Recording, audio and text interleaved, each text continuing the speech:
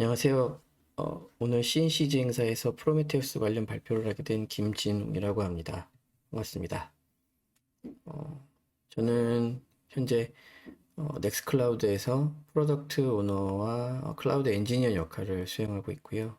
그리고 오늘은 프로메테우스에 관련된 내용을 좀 전해드리려고 이렇게 발표를 하게 되었습니다.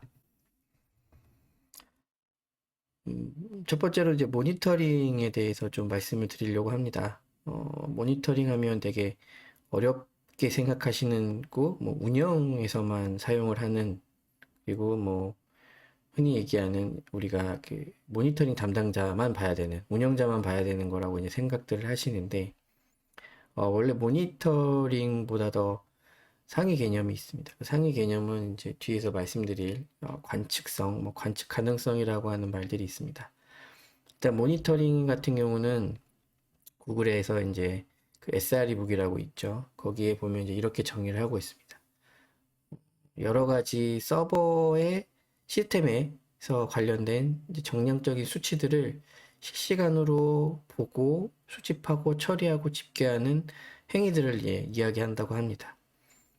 거기에는 이제 로그인까지 포함이 되고요. 그 다음에 보통 우리가 APM이라고 얘기하는 트레이스 정보까지도 저희가 어플리케이션 성능 정보까지도 저희가 모니터링이라고 얘기를 합니다. 그리고 어떤 특정 임계점을 넘어갔을 때 그거에 대한 알림을 받고 조치를 취하는 모든 행위들까지도 모니터링이라고 정의를 하고 있습니다. 다음 말씀드릴 거는 관측 가능성이라고 하는 observability라고 하는 이제 번역하는 시는 분들마다 조금씩 다르게 말씀을 하시는데 저는 이제 관측성이라는 말을 하고 있고 결국 관측성은 모니터링의 하위 집합이라고 볼 수 있습니다. 그래서 모니터링을 통해서 보통 상태를 확인을 하겠죠. 그 다음에 그 상태를 확인만 하는 게 아니라 어떤 임계치에 대한 알람을 발생하기 위해서 그 매트릭을 분석하거나 이런 상태가 됐을 때 이런 문제가 발생할 수 있겠구나. 어떤 뭐 상황이 될 수 있겠구나라고 하는 행위들을 좀 포괄적으로 얘기하는 추상적인 용어라고 보시면 될 것 같고요. 그래서 관측성은 어떻게 보면 예측 불가능한 모든 장애에 대한 가능성을 알 수 없다는 것을 전제로 합니다. 예를 들면 그냥 단순하게 디스크 사용량이나 I/O 같은 측정값만 보고 이게 장애가 발생했다 라고 하는 것은 그냥 모니터링에 가깝다라고 한다면 특정 유저가 갑자기 내가 장바구니에서 어떤 페이먼트 옵션을 선택하는데 10초 이상이 걸리는 딜레이가 발생을 한다라고 했을 때 그런 측면을 관측을 하는 거죠. 그러니까 디스크 사용량이 문제가 될 수도 있고 I/O에 문제가 될 수도 있는데 그런 데이터베이스 쿼리에 관련된 실행이 어떤 좀 느려졌을 때에 대한 뭐 인프라에 대한 성능을 측정하고 그다음에 뭐 경로를 추적하고 레이턴시를 파악하고 하는 여러 가지 이런 모든 행위들을 다 관측성을 가지고 관측을 한다라고 얘기를 할 수 있다고 합니다. 그럼 이런 관측성을 확보하려고 하면 단순하게 데이터만 뽑아내서 알람을 받고 하는 것들이라기보다는 어떤 세밀한 데이터를 이제 뽑아내야 되는 그 세밀한 데이터라고 하면 아주 작은 주기의 해상도죠. 보통 레졸루션이라고 하는 해상도를 얘기를 하는데요. 세밀한 데이터가 필요하게 당연히 필요할 거고요. 그리고 집계하는 것도 수집하는 것도 중요하지만 결국은 분석하는 그 능력을 어떻게 내가 빠른 시간 내에 정확한 문제점을 찾는 것이 더 중요하다고 볼 수 있습니다. 그래서 문제가 발생하고 장애가 발생했을 때 결국 필요한 거는 데이터죠. 데이터를 보통 저희는 매트릭이라고 뒤에도 말씀드리겠지만 매트릭이라고 하는데 그런 고해상도의 매트릭을 어떻게 수집하고 그 매트릭을 어떻게 탐색해서 분석할지를 걱정하는 것이 바로 관측성을 확보한다라는 측면으로 볼 수 있습니다. 그럼 이제 매트릭이라는 용어가 나오는데요. 매트릭은 응용 프로그램이랑 여러 가지 서비스들의 정량적인 데이터를 측정하는 어떤 수치라고 보시면 될 것 같습니다. 그런 매트릭이 아니라 이제 어플리케이션 단에서 어플리케이션 간의 병목 현상을 판단하기 위해서 여러 가지 서비스 간의 데이터 흐름을 시각화하고 그 어떤 레이턴시를 파악하는 이런 행위들을 보통 저희가 트레이싱이라고 얘기를 합니다. 그리고 화이트박스 모니터링과 블랙박스 모니터링이라는 얘기가 나옵니다. 다들 아실 거예요. 화이트박스 모니터링은 우리가 어떤 정확한 그 데이터 값을 보는 모니터링이라고 보시면 됩니다. 그래서 뭐 아까 요즘 그 여기 장표에도 나오지만 JVM의 어떤 뭐 그런 내부 통계라든지 아니면 사용량이라든지 숫자로 바로바로 우리가 파악할 수 있는 모니터링, 그리고 대시보드를 통해서 바로 수치적으로 판단할 수 있는 이런 모니터링을 화이트박스 모니터링이라고 하고요. 블랙박스 모니터링은 사용자가 관찰하듯이 보이는 현상입니다. 그래서 그냥 단순하게 웹사이트가 느려졌네, 핑이 빠지네, 아니면 웹 요청이 200이 아닌 어떤 이상한 상태로 응답이 되네. 그래서 외부에서 내부에 대한 명확한 매트릭은 모르지만 그 밖에서 어떤 서비스에 대한 현상을 판단하고 그걸 문제를 파악해서 담당자에게 빨리 알리는 이런 모니터링을 블랙박스 모니터링이라고 합니다. 보통 푸시 모니터링이라고 하면 그림과 같이 모니터링에 대한 그 주체들이 중앙에 있는 모니터링 수집 서버의 정보를 알아야 합니다. 그래서 에이전트에는 반드시 다 그 각각의 시스템의 에이전트가 설치가 되고, 그 에이전트는 내가 중앙에 있는 서버로 어떤 내가 매트릭 값을 보내기 위해 그 서버의 엔드포인트 IP를 알아야겠죠. 그리고 매트릭 정보가 변경이 되면은 다시 배포를 해야 되는 그런 에이전트를 재시작하고 해야 되는 이런 문제들이 있고요. 그래서 지금 그림에 보이시는 틱스택이라고 하는 거는 텔레그래프랑 인플럭스 DB를 가지고 하는 이제 기존에 아직까지도 많이 활용을 하고 있는 모니터링 스택이라고 보시면 됩니다. 두 번째는 풀방식 모니터링인데요. 이제 저희가 오늘 얘기할 주제는 프로메테우스니까 프로메테우스 측면에서만 얘기를 해보면, 보통 수집 서버에 대한 정보를 에이전트나 서비스들이 알지를 못합니다. 본인이 그냥 본인 매트릭을 노출을 하고 그 매트릭을 수집하는 거는 프로메테우스 중앙집중적인 수집하는 그 컴포넌트가 매트릭을 수집을 하고 그 매트릭을 수집한 거를 다시 데이터베이스에 저장하는, 결국 중앙집중식 모니터링이긴 하지만 에이전트는 서버에 대한 정보를 모르고 외부에서 익스포터나 아니면 다른 정보들이 그 매트릭을 익스포즈한 상태를 보통 풀방식이라고 얘기를 합니다. 그렇기 때문에 여기서 가장 핵심적인 것은 서비스 디스커버리라고 말을 할 수가 있습니다. 아까는 CMDB에다가 나는 이 데이터베이스를 모니터링 할 거야 라고 등록을 하게 되지만, 풀방식에서는 이러한 특정 서비스들이 수동으로 관리가 되게 되면 아까도 말씀드렸듯이 그 서버의 재시작을 해야 되고 여러 가지 이슈들이 발생을 할 수 있기 때문에, 그런 것들을 막기 위해서 이제 서비스 디스커버리라고 하는, 보통 파일에 어떤 리스트를 넣는다든지 아니면 쿠버네티스와 같은 오케스트레이션 툴을 통해서 리소스들에 있는 정보를 다이나믹하게 가져오는 방식을 서비스 디스커버리에서 이제 꼭 활용을 해야 되는 방식입니다. 그럼 이제 프로메테우스에 대해서 좀 설명을 드릴 텐데요. 프로메테우스는 현재 그 다들 알고 계시는 영화가 있습니다. 그 영화는 그 외계인이 나오는 영화죠. 에일리언. 우리가 에일리언 시리즈의 뭐 프리퀄이라고 얘기를 하는데, 프로메테우스는 그리스 신화의 티탄족이라고 얘기하는 신입니다. 그래서 어떤 예지 능력을 가지고 있어서 그런 인간들이 잘 살게 하기 위해서 제우스한테 불을 훔쳐다가 인간들에게 줍니다. 그래서 큰 벌을 받게 되고요. 그래서 인간이 그런 불을 얻고 여러 가지 신의 지식을 얻게 돼서 똑똑해지고, 그리고 그 방만함에 판도라의 상자를 열게 된다는 그런 신화가 이어지는데, 이런 프로메테우스에서 나오는 이제 이 불의 의미로 인해서 예지를 하고 어떤 미래를 예측하는 이런 측면 때문에 이 프로젝트 이름이 프로메테우스로 정해진 것 같습니다. 프로메테우스는 오픈소스 모니터링 그리고 얼러팅을 해주는 도구라고 보시면 되고요. 2012년에 사운드 클라우드에서 만들었습니다. 2016년에 도커콘에서 처음 이거를 공개를 하고 발표를 했고요. 2018년도에는 CNCF 재단의 두 번째 졸업한 프로젝트가 됐습니다. 아까 말씀드린 서비스 디스커버리에 대한 기능들을 가지고 있고 여러 가지 채널로 얼럿을 날릴 수 있는 얼러팅 기능을 가지고 있습니다. CNCF 프로젝트에서 프로메테우스는 쿠버네티스와 같이 실제 프로덕션에서 사용되는 비율이 70%가 넘는 프로젝트라고 얘기를 합니다. 이 자료는 2020년 초에 CNCF에서 이제 유저들을 대상으로 조사를 한 자료고요. 지금은 이거보다 더 많은 오픈소스들이 졸업을 하고 있는데 현재는 최근까지도 쿠버네티스와 프로메테우스 그다음에 코어 DNS 정도까지가 거의 70%가 넘는 사용자들이 이제 실제 프로덕션에서 사용을 하고 있다고 이야기를 하고 있습니다.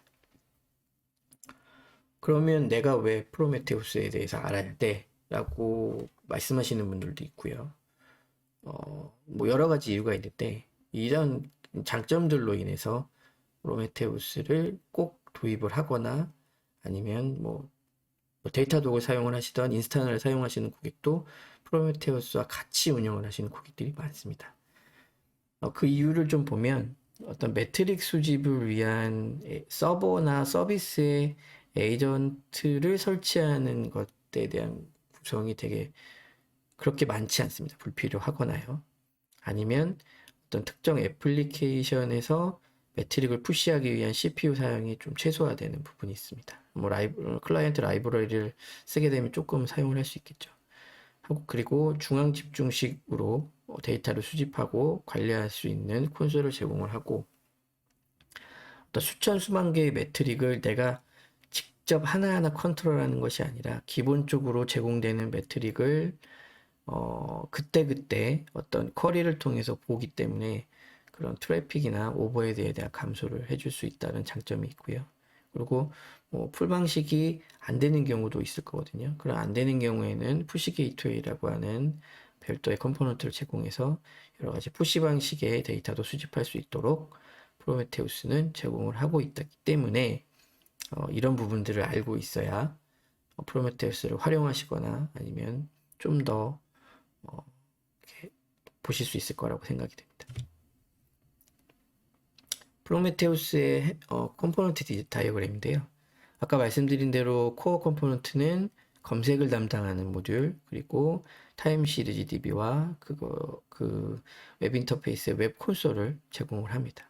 그리고 나머지 빨간색으로 제가 박스를 쳐놓은 컴포넌트들이 여러 가지 주요 컴포넌트들인데요. 푸시 게이트웨이라고 하는 그 아주 짧은 주기의 배치 작업들에 대한 매트릭을 수집하는 방식이고, 그리고 익스포터라고 하는 그런 타겟이 되는 에이전트 기반이 아니라 어떤 어플리케이션이나 아니면 특정 서비스의 매트릭을 수집해가라고 내가 매트릭을 익스포즈하는 그런 익스포터라고 하는 컴포넌트가 존재를 하고, 그다음에 얼러팅을 하기 위한 얼러트 매니저, 그리고 외부에서 그래파나 여러 가지 분석을 위한 프롬 쿼리 엔기지라고 하는 프롬 퀘를 제공을 하고 있습니다. 프로메테우스는 기본적으로 이제 키밸류 형태의 다차원 데이터 형태를 제공을 합니다.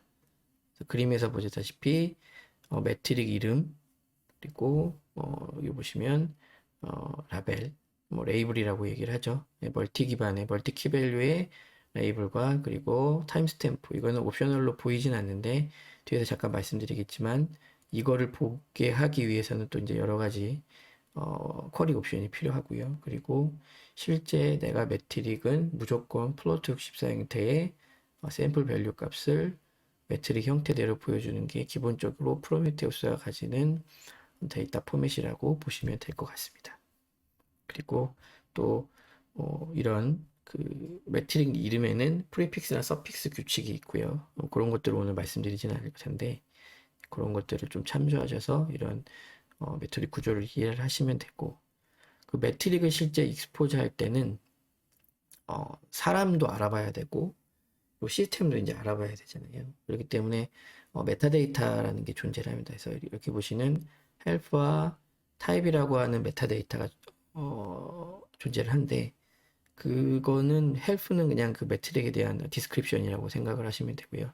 타입은 그 매트릭 타입이 서머리인지 게이지인지 카운터인지 히스토그램인지 아니면 타입이 없는지에 대한 정보를 여기다 표기를 해줍니다. 이런 것들이 제대로 표기가 되지 않으면 뒤에도 말씀드리겠지만 프롬툴이라고 하는 어떤 그 유닛 테스트를 해주는 단위 테스트를 해주는 툴을 통해서도 이런 것들을 체크를 하실 수가 있습니다. 그리고 실제 데이터는 이런 식으로 뭐 게이지가 게이지 값으로 이렇게 들어간다고 하는 것들을 좀 알 수가 있고요. 그리고 핵심 매트릭을 좀 살펴보면 카운터는 이렇게 누적 매트릭 타입으로 해서 존재하는 것을 얘기합니다. 그러니까 누적이라고 제가 말씀드렸기 때문에 계속 누적이 돼서 이렇게 우상향으로 상승을 하게 되겠죠. 그런데 그 카운터가 어떤 시스템에 문제가 있거나 재시작을 통해서 초기화가 돼서 이렇게 유실이 발생을 하게 되면 다시 0부터 누적이 돼서 올라가는 특징을 가지고 있습니다. 그래서 이런 것들은 단순하게 카운터 값을 가지고 데이터를 분석하는 게 아니라 레이트나 아이레이트와 같은 어떤 함수를 통해서 이 어떤 특정 구간에 나왔던 변화율을 측정을 하는 것이 보통 일반적인 카운터 매트릭의 속성이라고 보시면 되고요. 게이지 같은 경우는 그 시점의 값입니다. 뭐 온도라든지 실제 현재 사용량 같은. 그렇기 때문에 누적 값이 아니기 때문에 실제 그 값을 보는 용도로 많이 사용을 하는데, 이제 문제는 뭐냐면 그 스크랩이 실패를 하거나 그 당시에 어떤 서비스가 잠깐 중단이 발생하게 되면 그 사이에 시점의 매트릭 값은 존재를 하지 않기 때문에 볼 수가 없습니다. 이런 문제들이 좀 있기 때문에 게이지와 어떤 그런 부분들을 잘 조합을 해서 사용을 해야 되고요. 그리고 히스토그램이라고 하는 이제 약간 통계치가 존재를 하는데 버킷이라고 하는 단위로 그룹화를 시킵니다. 그래서 뭐 다들 좀 어려워하시는 분들도 있는데, 뭐 예를 들면 내가 어떤 시스템에 이미지를 업로드를 합니다. 사용자들이. 그랬을 때 그거를 이런 바이트 어떤 단위로 이렇게 요거는 이제 바이트가 아니라 킬로바이트인데요. 킬로바이트 단위로 데이터를 버킷을 나눠서 히스토그램을 만듭니다. 그래서 만들면 뭐 예를 들어 64 킬로바이트 미만인 그런 이미지들은 몇 개가 되는지에 대한 정보들을 이런 식의 버킷의 어떤 정보를 가지고 그룹화를 시켜서 보는 것이기 때문에 주로 뭐 히트맵을 만든다든지 이런 식으로 아니면 분포도를 파악하는데 도움을 줄 수 있는 매트릭이라고 보시면 됩니다. 기본적으로 히스토그램은 카운터로 다 구성이 되어 있기 때문에 누적치라고 보시면 될 것 같고요. 그리고 이런 퀀타일이라고 하는 이런 함수들을 좀 이런 기능들을 이용을 하면 내가 75% 뭐 이렇게 그래프로 봤을 때 75번째의 현재 그 데이터 버킷의 어떤 사이즈 그를 좀 알고 싶다라고 하면 그 값을 뭐 볼 수가 있고, 그 다음에 가장 첫 번째 쿼타일이라고 해서 첫 번째 쿼타일은 이 4등분으로 나눴을 때 그 첫 번째 0에서부터 25%까지 존재하는 데이터의 값, 그다음에 두 번째 쿼타일, 세 번째 쿼타일에 대한 값을 좀 볼 수가 있다라고 보시면 될 것 같습니다. 서머리는 이제 많이 사용은 하진 않는데 보통은 가비지 컬렉션 하는 용도로 제일 많이 사용을 합니다. 뭐 고랭이라든지 아니면 자바 같은 경우에 클라이언트 단에서 어떤 그 가비지 컬렉션 값을 요약해서 보여줄 때 어떤 그런 부분들이 있는데, 그 이유는 그 아까 말한 쿼타일이라고 하는 분위수를 평균화를 내가 내지를 못해서 클라이언트에서 직접 계산을 해야 됩니다. 그래서 인스턴스에서 집계를 할 수가 없고요. 그러니까 히스토그램보다는 정확한데 계산 비용이 발생을 하죠. 당연히 클라이언트 단에서 이것들을 뽑아줘야 되기 때문에요. 그래서 매트릭을 검색하기 위해서는 이제 프롬퀄이라고 하는 프롬퀄 언어를 사용을 해야 됩니다. 이제 요 프롬퀄 문을 잠깐만 분석을 해보면 내가 HTTP 리퀘스트 토탈이라고 하는 매트릭 이름을 조회를 할 텐데 그 데이터는 이런 라벨을 가진 데이터를 보여줘. 잡이라고 이제 뒤에 말씀드리겠지만 잡과 인스턴스 개념을 API 서버라고 하는 잡에 속한 이 매트릭 값을 조회를 하는데 API는 요 API를 API를 핸들러를 가지는 그 리퀘스트를 볼 거야. 근데 5분 동안의 초당 변화율이라고 하는 값수를 볼 거야 라고 이렇게 조회를 하고요. 뒤에 레인지를 넣습니다. 레인지는 나는 30분간 데이터 조회할 건데 1분의 해상도를 볼 거야 라고 이런 식으로 쿼리를 날리면 이렇게 그 내가 원하는 값을 이렇게 한 줄의 텍스트를 가지고 쿼리를 날려서 데이터를 확인을 하실 수가 있습니다. 그래서 잡과 인스턴스 개념이 나오는데요. 잡은 인스턴스부터 말씀을 드리면 인스턴스는 어떤 하나의 단위, 싱글 유닛이나 프로세스, 뭐 예를 들면 서버가 될 수도 있고요. 어떤 내가 측정하고 싶은 하나의 단위가 될 거고 잡은 그거에 대한 컬렉션이라고 보시면 됩니다. 그래서 인스턴스의 컬렉션인데 내가 1번 인스턴스가 있고 3번, 2번이 있을 때 이 각각에 대한 인스턴스의 CPU 사용률을 확인을 할 때 이거를 그룹핑을 시키는 컬렉션을 잡이라고 해서 얘는 웹서버 세대, 다 웹서버고 그 각각에 대한 인스턴스 정보는 이래. 그랬을 때 CPU 정보를 이 웹서버라고 하는 잡에 이 인스턴스의 CPU 정보를 보여줘야 이렇게 나오고요. 그런 식으로 쿼리를 수행을 해서 볼 수 있는 구조로 프롬프에는 동작을 합니다. 그래서 이제 표현 타입을 좀 보게 되면 인스턴트 벡터라고 하는 얘가 나오고 레인지 벡터라고 하는 얘가 나옵니다. 인스턴트 벡터는 설명을 뒤에서 그림으로 좀 보시는 게 빠를 것 같은데 여러 가지 연산자들을 사용을 할 수 있습니다. 그리고 레인지 벡터는 아까 말씀드렸듯이 이 뒤에 레인지를 줘서 범위에 대한 부분을 보는 건데 그리고 뭐 스칼라 숫자만으로 구성된 값이고 아니면 문자열은 지금 현재는 사용하고 있지 않습니다. 그래서 예를 좀 보면 실제 제가 하나의 워커노드를 가지고 있는데 노드 익스포터를 설치를 하고 프로메테우스 모니터링 하고 있습니다. 그래서 8개의 코어를 가진 이 노드 익스포터에서 나오는 데이터를 좀 보고 싶어 라고 했을 때 인스턴트 벡터에서는 이렇게 표현이 됩니다. 내가 1번, 0번 CPU는 이렇게 지금 카운터 값이 나오고 5번 CPU는 이렇게 카운터 값이 나오고 7번 CPU는 이렇게 카운터 값이 나와. 근데 그 시점은 현재 시점에 대한 데이터를 보는 거기 때문에 내가 이 쿼리를 날리게 되면 이렇게 하나씩 0번은 이렇게 보는 거죠. 근데 이거를 레인지 벡터라고 하는 거로 그 나누어서 이제 보게 되면 이제 실제 시계열이기 때문에 0번 코어의 CPU를 확인하면 이렇게 쭉 증가되는 연속된 값이 있고요. 네, 5번에 대한 연속된 값이 쭉 나올 겁니다. 그리고 7번에 대한 CPU는 이렇게 시계열의 값이 요 타임 시점에 나올 텐데 내가 2분이라는 어떤 레인지를 주게 되면 보통은 15초 간격으로 스크래핑을 하기 때문에 총 8번의 스크랩이 일어나게 될 거고요. 그러면 8번의 데이터가 이렇게 보시면 여기 밀리초까지 똑같은데 여기 보시면 15초 단위로 측정된 이 매트릭 값을 확인을 하실 수가 있습니다. 그게 이게 레인지 벡터라고 보시면 됩니다. 그리고 그러면 이제 이런 매트릭을 어떻게 수집하느냐에 대한 부분들이 이제 좀 나올 텐데요.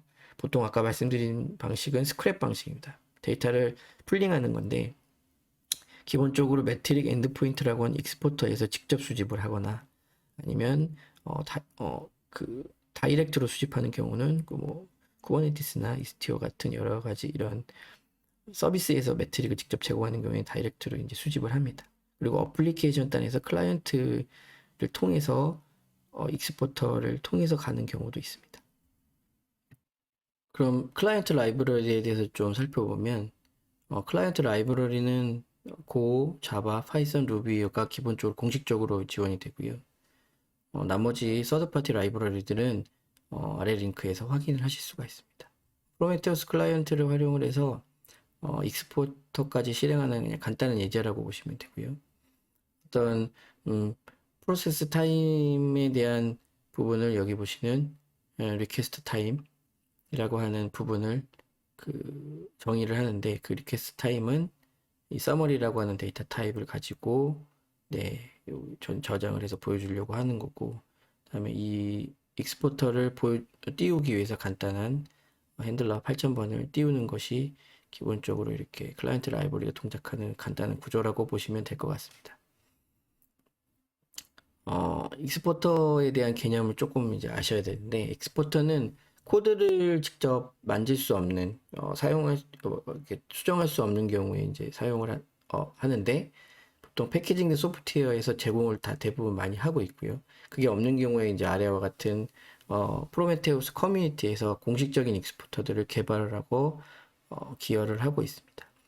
대부분 네트워크, 스토리지, 데이터베이스 솔루션들이 매트릭 값들이 이제 많이 필요로 하기 때문에 시스템 이런 계측을 할 때 익스포터들이 많이 활용이 되고요. 이제 보시는 컨서, 노드 익스포터 이런 컬렉트D, 그래파이트, 인플럭스DB, DB들이 좀 이렇게 많이 보입니다. 그래서 이런 것들에 대한 정보는 여기 저희 회사에서 운영하고 있는 GitHub에 가셔도 확인을 하실 수가 있습니다. 그럼 이제 어떤 식으로 쿠버네티스 쪽에 있는 매트릭은 어떻게 수집을 하냐? 크게 노드 익스포터와 큐블렛, 그다음에 큐브 스테이트 매트릭이라고 하는 컴포넌트에서 수집을 합니다. 노드 익스포터에서는 여러 가지 하드웨어 OS 매트릭, 이런 CPU 메모리 정보, 그리고 이런 VMstat, 넷스탯, 네트워크 정보라든지 여러 가지 프로세스 정보들을 수집을 하고요. 개발 컨테이너에 대해서는 이제 C 어드바이저를 활용을 하고 있습니다. 현재는 이게 이제 활성화되지 않는 경우들도 있기 때문에 이거는 넘어가고 어떤 쿠버네티스의 리소스 정보를 파악할 때는 큐브 스테이트 매트릭이라고 하는 컴포넌트를 통해서 매트릭을 수집을 합니다. 그것들은 보통 디플로이먼트나 파드 여러 가지 다양한 리소스들에 대한 정보를 프로메테우스가 풀 방식으로 가져가는 것이 익스포터의 정의입니다. 푸시 게이트웨이는 언제 쓰느냐라고 많이들 물어보시는데 가장 쉽게 말씀을 드리면 배치 작업에 많이 씁니다. 근데 배치가 어떤 정해진 배치라기보다 아주 짧은 주기의 배치에 많이 사용을 하죠. 이게 서버리스인 경우에 이제 활용이 많이 될 수도 있고요. 이 배치 작업이 아주 짧게 일어나고 종료가 돼버리면 그거에 대한 매트릭을 수집할 겨를이 없이 이 프로세스가 죽어버리기 때문에 그래서 이 배치가 발생을 하고 그 배치가 끝날 때 푸시 게이트웨이로 매트릭을 전송하는 방식이 일반적으로 푸시 게이트웨이가 활용하는 방식이고 보통 파이어월이나 나트를 통해서 네트워크가 분리된 경우에는 푸시 게이트웨이라기보다 푸시 프록시라고 하는 다른 컴포넌트를 추가로 사용을 하시는 것이 더 낫습니다. 그리고 이제 머신에 관련된 배치인 경우에는 머신 자체에서 노드 익스포터의 기능을 이제 활용을 하는 것이 좋고요. 텍스트 파일 컬렉터라고 해서 텍스트 파일 형태로 컬렉팅을 할 수 있는 매트릭을 할 수 있는 이제 별도의 플래그 값을 추가적으로 노드 익스포터에다가 넣고 실행을 하시는 것이 일반적입니다. 그럼 이제 프로메테우스의 이제 타겟을 디스커버리하는 이제 방식이 두 가지 방식이 있는데 아까 보셨던 어플리케이션 같은 클라이언트 라이브러리는 스태틱 타겟 방식이 있고요. 나머지는 이제 다이나믹 서비스 디스커버리 방식을 사용을 하는데 파일 기반의 디스커버리를 사용을 합니다. 파일 기반은 이제 그 컨피그 파일에다가 내가 이런 디스커버리를 할 거야라고 미리 정의를 해주는 방식이 있거나 아니면 이런 컨설이나 클라우드 프로바이더나 쿠버네티스에 제공하는 다이나믹한 환경의 리소스들을 디스커버리 하기 위해서는 이 엔드포인트 정보들을 이제 서비스 디스커버리에다가 이렇게 연동을 시켜 놓게 되면 프로메테우스가 그 다양한 리소스들을 다이나믹하게 타겟을 디스커버리 하게 됩니다. 그래서 간단하게 보면 플라스크에 아까 보셨던 클라이언트 라이브러리 정보는 자체적으로 익스포즈 된 걸 가져가게 되고요. 그리고 노드에 있는 거는 노드 익스포터, 그리고 내가 아까 말씀드린 MySQL 같은 MySQL 익스포터를 통해서 프로메테우스가 이 매트릭을 수집을 하게 되는데 그 수집을 할 때 내가 여기에 서비스를 등록할 거야 라는 것을 얘가 인지를 하게 됩니다. 그래서 그 인지된 정보를 가지고 프로메테우스는 이제 이 타겟을 디스커버리 하게 되는 것이죠. 그래서 쿠버네티스가 나온 이후에 이 프로메테우스가 아주 크게 상장하게 된 계기는 결국 이런 다이나믹한 리소스들을 관리라는 것을 연동을 하게 돼서 갑자기 그런 폭발적으로 커뮤니티가 성장을 하게 됐습니다. 그래서 이렇게 쿠버네티스에 있는 리소스들을 디스커버리한 정보들을 보면 이것들은 별도의 그냥 기본 컴피그만 가지고 쭉 가져오는 건데 큐브 API에 대한 컨트롤 매니저, DNS, SCD, 스케줄러 여러 가지 정보들을 별도의 컴피그 수정 없이 이렇게 다이나믹하게 가져오는 것을 보실 수가 있습니다. 그리고 SCD 포함한 나머지 여러 가지 쿠버네티스의 컴포넌트들은 매트릭 형태로 엔드포인트를 제공을 합니다. 그래서 프로메테우스가 이거를 수집하기 위해서는 단순하게 이 컴피그에다가 어떤 추가만 해도 바로 동작을 할 수 있는 형태대로 추가적으로도 가능한데요. 뭐 예를 들어 노드 익스포터를 추가한다든지 아니면 이렇게 C 어드바이저를 추가한다든지 아니면 뭐 큐브 스테이트 웨디를 추가를 하게 되면 이제 여기 보시는 디폴트 엔드포인트 포트들이 보일 텐데 이런 식의 이 스크랩 컨피그를 수동으로 넣으셔도 매트릭 수집을 하실 수가 있습니다. 그래서 이제 얼러팅 하는 부분이 넘어가면 얼러팅은 기본적으로 얼러트 룰이라고 하는 아래와 같은 얼러트 룰 기반으로 하는 그걸 얼러트 매니저가 이제 보고 있는 거죠. 그리고 나서 또 특정 트리거가 발생이 됐을 때 그 트리거링에 의해서 이거를 묵음 처리해야 돼. 사일런스라는 기능인데 그걸 하면 이제 보내지 않고요. 내가 이걸 얼러트를 해야 돼라고 했을 때 이 특정 조건에 맞는 일치라는 게 이제 트리거가 되면 그 어노테이션에 있는 이런 정보들을 실어서 여러 가지 채널로 얼럿 매니저가 얼럿을 수행하게 되는 것이 기본적으로 프로메테우스가 가지는 얼럿 매니저의 기능이라고 보시면 될 것 같습니다. 뭐 다들 뭐 그라파나는 익숙하실 텐데 그라파나 대시보드는 여기 그 대시보드에 가시면 아주 잘 만들어진 차트들이 많이 있고요. 얼마나 다운로드 받고 얼마나 자주 업데이트 되는지를 확인을 하실 수가 있기 때문에 그냥 이런 간단한 되게 뭐 별거 아닌 것 같지만 프로메테우스에서 노드 익스포터에 관련된 여러 가지 정보들이 이미 여기서 제공을 하고 있기 때문에 이것들을 쉽게 가져다가 약간의 커스터마이징을 통해서 내가 진짜 시각화를 할 수 있는 그 큰 특징을 가지고 있습니다. 그래서 지금까지 말씀드린 이제 프로메테우스의 기본적인 플로우를 좀 살펴보면 첫 번째 타겟에 대한 오토 디스커버리가 수행이 되면 여러 가지 이런 서비스들이나 엔드포인트들에 대한 매트릭을 풀링을 하게 될 거고요. 그래서 풀링 그리고 또 쿠버네티스에 있는 여러 가지 리소스들을 또 풀링을 할 겁니다. 그래서 이제 문제가 발생을 했을 때 언론 매니저에다가 여러 가지 노티피케이션 채널을 통해서 언론을 날리게 되고요. 그리고 마지막으로 분석을 위해서 프롬QL을 통해서 그라파나에서 데이터를 풀링해 와서 다시 또 보는 방식으로 되어 있습니다. 근데 이제 제약 조건들이 좀 몇 가지가 있죠. 이건 제가 제 블로그에서도 좀 말씀을 드렸었는데 원시로그나 이벤트에 대한 수집이 좀 불가합니다. 여러 가지 제한들이 있긴 하지만 뒤에서 엘라스틱 관련된 말씀도 드릴 텐데요. 그리고 요청 추적이랑 리퀘스트에 대한 트레이싱 APM 기능을 연동하기가 쉽진 않습니다. 뭐 이렇게 대안들이 있긴 합니다.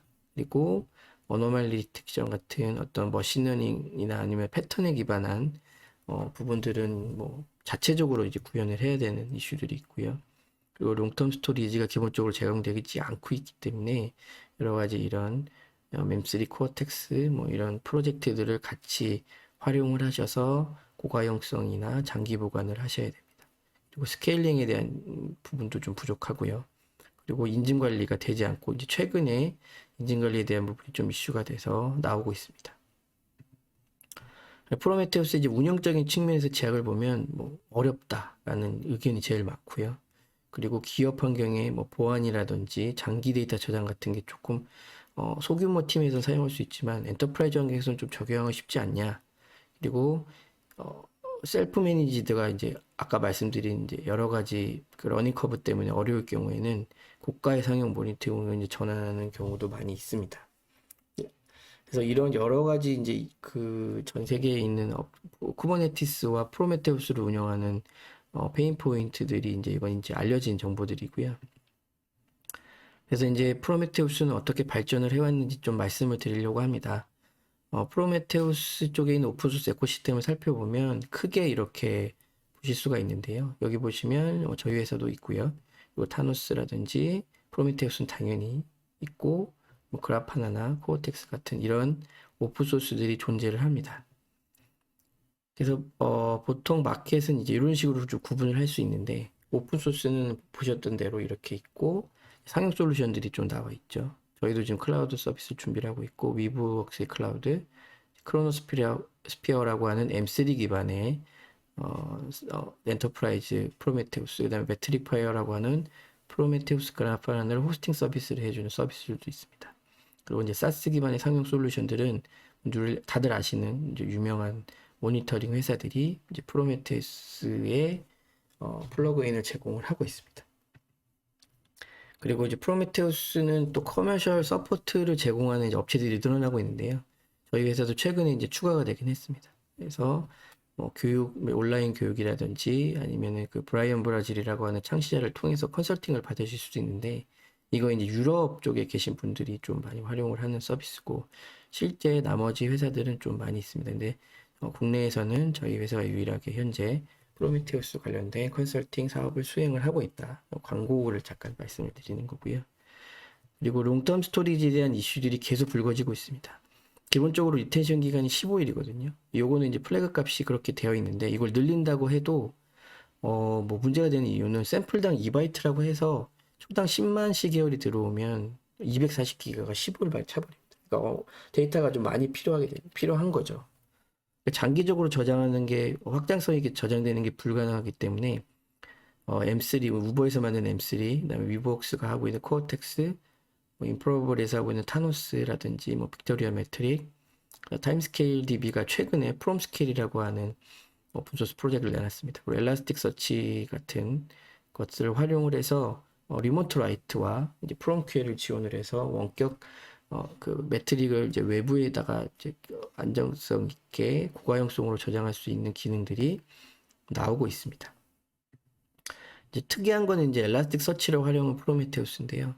어떤 이제 카디널리티라고 이제 얘기를 하는데, 이제 이게 어떻게 보면 복잡도라는 얘기가 될 수도 있지만, 아까 말씀드린 레이블의 키밸류에 대한 그 가지수가 늘어나는 것을 얘기를 합니다. 그래서 그게 늘어나면 성능 이슈가 생기거든요. 그래서 그 성능에 대한 이슈를 막고자 엘라스틱은 프로메테우스 서버가 있고 거기에 매트릭 비트를 붙여서 거기에 추가적인 레이블들을 붙여서 엘라스틱 서치에서 검색과 시각화를 할 수 있다는 컨셉으로 얘네들은 좀 얘기를 하고 있는 상태라고 보시면 됩니다. 그래서 뭐 시큐리티 쪽 관련된 얘기들도 이제 많이 나오고 있는데, 시큐리티 모델을 좀 보시면 최근에 TLS를 적용하는 이슈들이 계속 니즈가 나오고 있고, 이렇게 노드 익스포터에 TLS를 적용을 하면 이렇게 HTTPS로 바뀌는 것을 보실 수 있고요. 그다음에 뭐 베이직 엔지니어스 리버스 프록시를 가지고 이렇게 타겟에 대한 연결을 할 때 이제 인증 권한 에러가 나는 모습을 적용을 할 수 있다. 이렇게 적용을 해라고 이제 권고를 얘기를 하고 있습니다.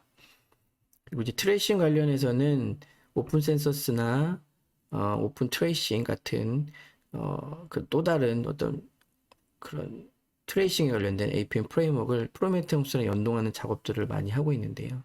그래서 여기 보시는 트레이싱과 스탯은 통계값인데 매트릭이라고 보시면 돼요. 그래서 트레이싱과 매트릭을 수집하는 어떤 그 백엔드 매트릭스 표라고 보시면 되는데, 여기 보시는 프로메테우스는 스텝밖에 저장을 못하지만 트레이싱을 하는 것들은 뭐 여기 구글 클라우드, 구글에 있는 모니터링이죠. 그리고 집긴 예거 같은 경우는 트레이싱 위주로 되어 있고, 그래서 이 오픈 센서스와 프로메테우스를 활용을 하게 되면 어떤 매트릭 값과 트레이싱 값을 동시에 관리를 하실 수가 있게 됩니다.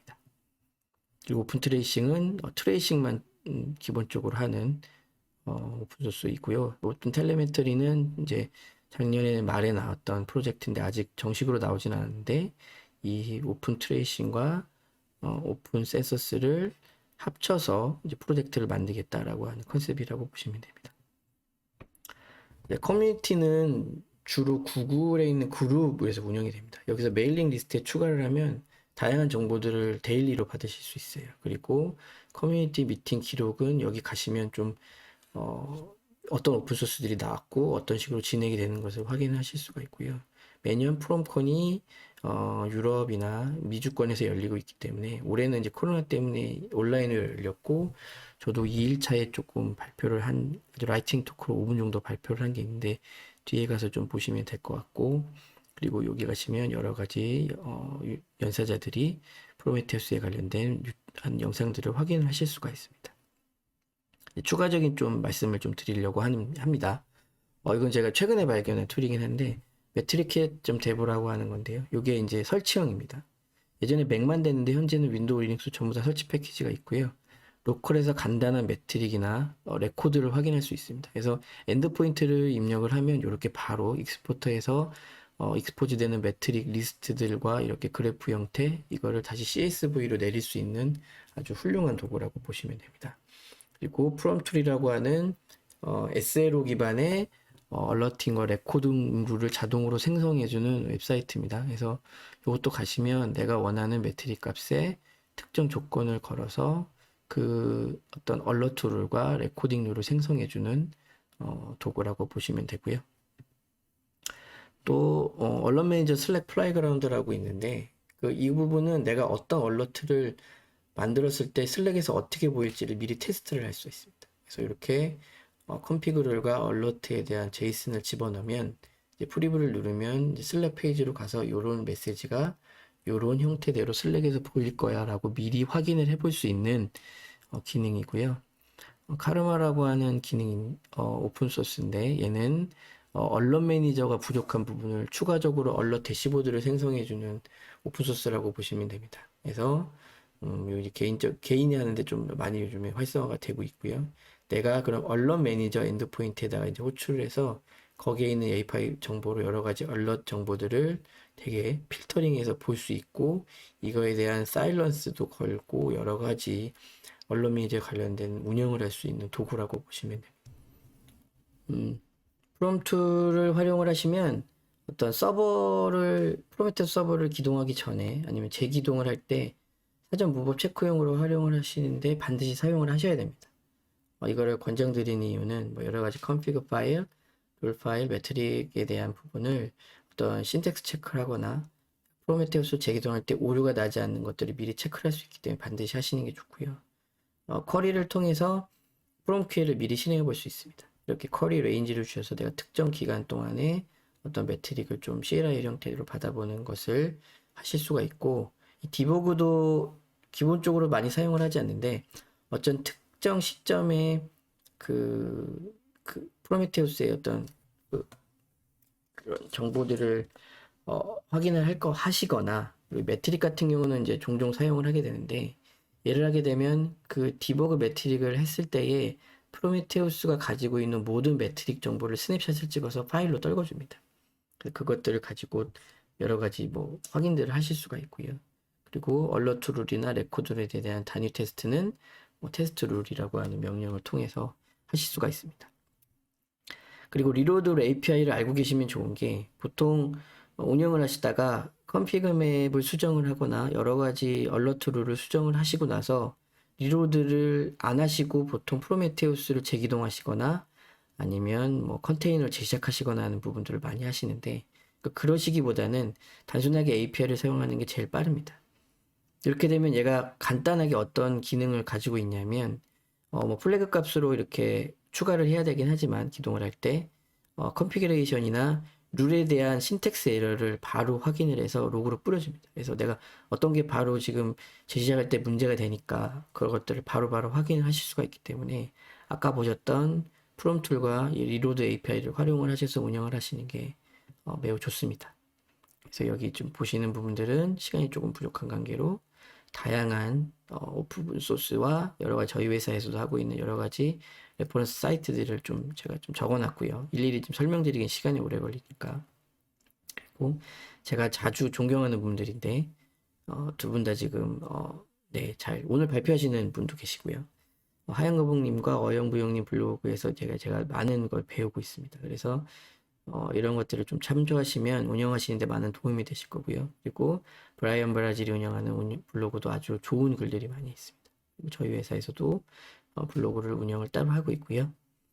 그 책이 이렇게 현재 구할 수 있는 책이 이제 3권이 있는데 2권은 번역이 됐습니다.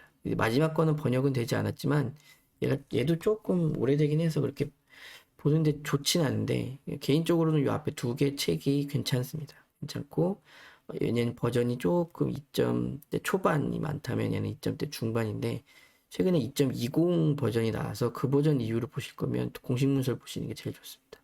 근데 이 책은 그 데이터에 대한 부분, 그 다음에 여러 가지 트러블 슈팅에 대한 부분을 좀 공부하고 싶으시면 이 책을 좀 참고하시는 게 좋을 것 같고요.